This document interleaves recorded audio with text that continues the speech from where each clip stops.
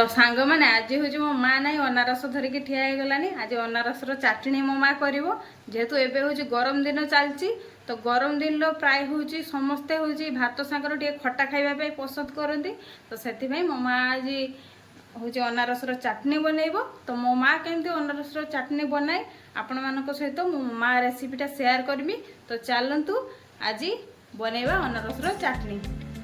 तो सांग मैंने अनारस चाटनी करने आगु प्रथमे हूँ अनारस को आम भल भाव धोई देचे तापर एठी हूँ मो माँ धरिकी बसई काटापी। तो केमती आपण मैंने काटे एवं आपण को देखी दूची देखु मो माँ केमती काटुची। तो अनारस चुपा गुड़ाक भल कि छड़ीदेवे।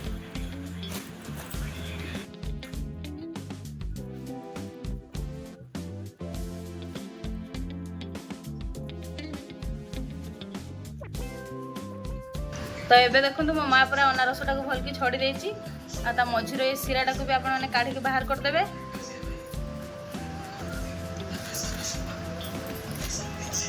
एबे हूँ अनारस को छोट छोट करके काटिदेवे जेहेतु चाटनी आम करवा से बेसी बड़ करवानी। तो एमती साइज रो आपण भी काटिदेवे।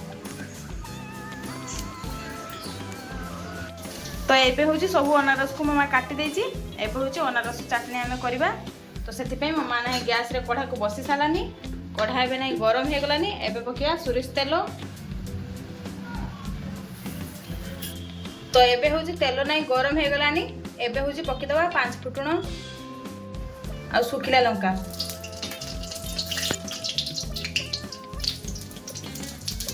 तो एबे हूँ अनारस को पकईदवा।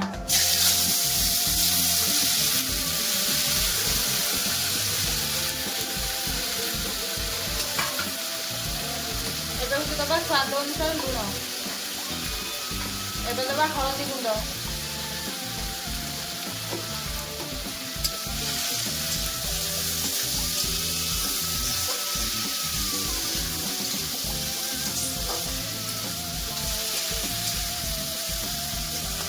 तो सांग मैंने एबे हूँ दबा पानी।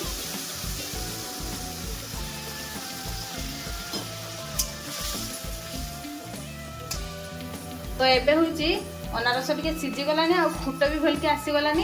एबे हूँ मीठा पाई दबा चीनी।